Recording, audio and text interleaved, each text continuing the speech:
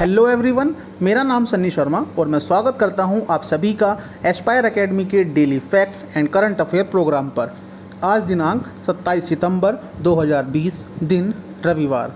आइए शुरू करते हैं आज की वीडियो। आज विश्व पर्यटन दिवस है। विश्व पर्यटन दिवस 27 सितंबर को मनाया जाता है। इसकी शुरुआत वर्ष 1980 में संयुक्त राष्ट्र विश्व पर्यटन संगठन के द्वारा हुई। इस तिथि के चुनाव का मुख्य कारण यह था कि वर्ष 1970 में UNWTO की कानून को स्वीकारा गया था।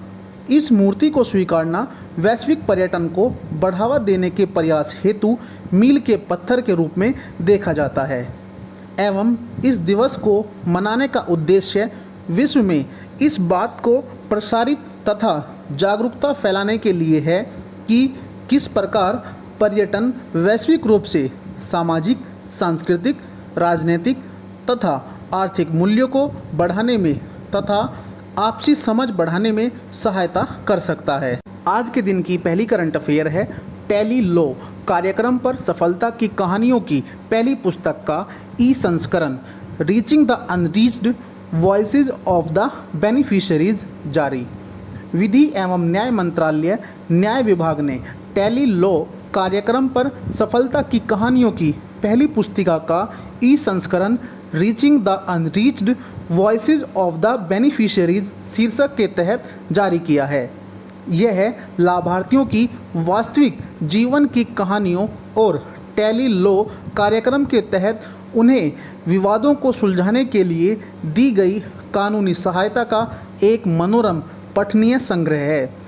वर्तमान में इस कार्यक्रम के तहत 28 राज्यों एवं केंद्रशासित प्रदेशों के 260 जिलों, 115 आकांक्षी जिलों सहित और 29,860 CSC के जरिए भौगोलिक रूप से दुर्गम एवं दूरदराज के क्षेत्रों में 3 लाख से अधिक लाभार्थियों को कानूनी सलाह दी गई है।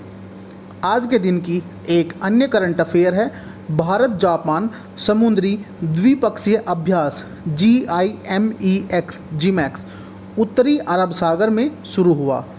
भारत जापान समुद्री द्विपक्षीय अभ्यास GIMEX का चौथा संस्करण जो भारतीय नौसेना और जापानी समुद्री आत्मरक्षा बल JMSDF के बीच द्विवार्षिक रूप से आयोजित किया जाता है, 26 से 28 सितंबर तक उत्तर अरब सागर में आयोजित किया जाएगा।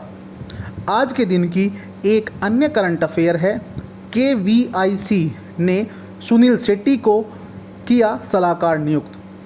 खादी और ग्रामोद्योग आयोग KVIC ने भारतीय फैशन उद्योग में एक प्रमुख व्यक्तित्व सुनील शेट्टी को अपना सलाहकार नियुक्त किया है। शेट्टी रेडीमेड कपड़ों के क्षेत्र में नवीनतम डिजाइन हस्तक्षेप के साथ साथ भारत और विदेशों में खादी के प्रसार पर आयोग को सलाह देंगे। इससे पहले फैशन डिजाइनर रितु बेरी ने KVIC के सलाहकार के रूप में कार्य किया, जिनका कार्यकाल हाल ही में समाप्त हुआ है। आज के दिन की एक अन्य करंट अफेयर है सोनू सूद बने एसियर इंडिया के ब्रांड एम्बेसडर। एक अग्रणी personal computer brand easier India ने अभिनेता सोनू सूद को अपना ब्रांड एम्बेसडर नियुक्त किया है। एसियर इंडिया के ब्रांड एम्बेसडर के रूप में सोनू सूद सोशल मीडिया पर एसियर के अभिनव उत्पादों की रेंज का समर्थन करेंगे और प्रौद्योगिकी के माध्यम से लोगों के जीवन को बेहतर बनाने में एसियर की प्रतिबद्धता पर अभियान करेंगे। दिन की एक अन्य करंट अफेयर है मोहम्मद हुसैन रोबल सोमालिया के नए प्रधानमंत्री। सोमालिया के राष्ट्रपति मोहम्मद अब्दुल्लाही मोहम्मद ने मोहम्मद हुसैन रोबल को सोमालिया के नए प्रधानमंत्री के रूप में नियुक्त किया है।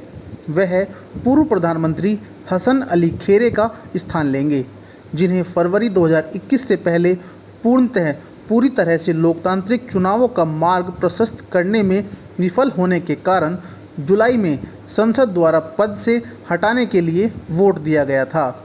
राष्ट्रपति फरमाजो की अध्यक्षता में सत्र में भाग लेने वाले सभी 215 सांसदों ने पीएम के रूप में हुसैन रोबल की नियुक्ति के समर्थन में वोट किया। आज के दिन की एक अन्य करंट अफेयर है, मशहूर कवि अक्कीतम अच्युतन नंबूदिरी को ज्ञानपीठ पुरस्कार से सम्मानित किया गया। मलयालम साहित्य के मशहूर कवि अक्कीतम अच्युतन नंबूदिरी को केरल के कुमारनल्लूर जिले में स्थित उनके आवास पर आयोजित किए गए एक विशेष कार्यक्रम में ज्ञानपीठ पुरस्कार से सम्मानित किया गया। यह ज्ञानपीठ पुरस्कार का 55वां संस्करण है। भारतीय ज्ञानपीठ न्यास द्वारा भारतीय साहित्य के लिए दिया जाने वाला यह सर्वोच्च पुरस्कार है। अक्कीतम अच्युत नंबूदिरी मलयालम साहित्य में ज्ञानपीठ पुरस्कार पाने वाले छठे लेखक हैं। इस पुरस्कार के तहत 11 लाख रुपए की धनराशि, प्रशस्ति पत्र और वाग्देवी की कांसे की प्रतिमा प्रदान की जाती है। पहली बार ज्ञानपीठ पुरस्कार वर्ष 1965 में मलयालम साहित्यकार जी शंकर कुरूप को दिया गया था। इतना ही। आइए बात करते हैं देश और दुनिया के इतिहास में घटित 27 सितंबर की प्रमुख घटनाएं। आज ही के दिन सन 1760 में मीर कासिम बंगाल के नवाब बने, जो 1763 तक बंगाल का नवाब रहा। मीर कासिम मीर जाफर का दामाद था। कलकत्ता के गवर्नर वॉनस्टीटार्ट व मीर कासिम के बीच गुप्त समझौता हुआ। मीर कासिम अंग्रेज़ों की चाल को जल्द समझ गया। मीर कासिम ने 2 कार्य किए। पहला, उसने अपनी पसंद के अधिकारियों के साथ नौकरशाही का पुनर्गठन किया।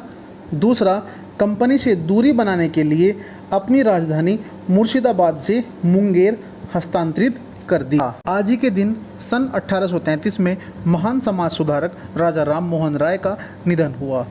इन्हें भारतीय पुनर्जागरण का अग्रदूत और आधुनिक भारत का जनक कहा जाता है। वे ब्रह्म समाज की संस्थापक, भारतीय भाषाई प्रेस के प्रवर्तक तथा बंगाल में नव जागरण युग के पितामह थे। उन्होंने भारतीय स्वतंत्रता संग्राम और पत्रकारिता को गति प्रदान की। उन्होंने ईस्ट इंडिया कंपनी की नौकरी छोड़कर भारतीय स्वतंत्रता, अंधविश्वास और सामाजिक कुरीतियों में जकड़े समाज के उत्थान की आवाज़ उठाई। उन्होंने बाल विवाह, सती प्रथा, जातिवाद, कर्मकांड, पर्दा प्रथा आदि का विरोध किया। इन्हीं के प्रयासों से सन 1829 में सती प्रथा के विरुद्ध अधिनियम बना। राजा राम मोहन राय ने ब्रह्मेनिकल मैगजीन, संवाद कौमुदी, मिरात उल अखबार, बंगदूत जैसे पत्रों का संपादन प्रकाशन किया। इन्हें राजा की उपाधि मुगल सम्राट अकबर द्वितीय ने दी थी। इनकी मृत्यु 1833 में इंग्लैंड में हुई थी। आज ही के दिन सन 1905 में महान वैज्ञानिक अल्फ्रेड आइंस्टाइन का प्रसिद्ध E=mc² का सिद्धांत प्रकाशित हुआ।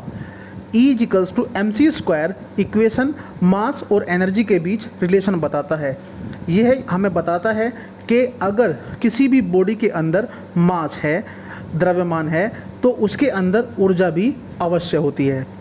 आज ही के दिन सन 1958 में पश्चिम बंगाल के मिहिर सेन ब्रिटिश चैनल को पार करने वाले पहले भारतीय बने। इन्हें 1967 में पद्म भूषण से सम्मानित किया गया। आज ही के दिन सन 1961 में सिएरा लियोन संयुक्त राष्ट्र का 100वां सदस्य बना। यह पश्चिम अफ्रीका तट पर स्थित देश है। आज के हमारे daily facts and current affair program में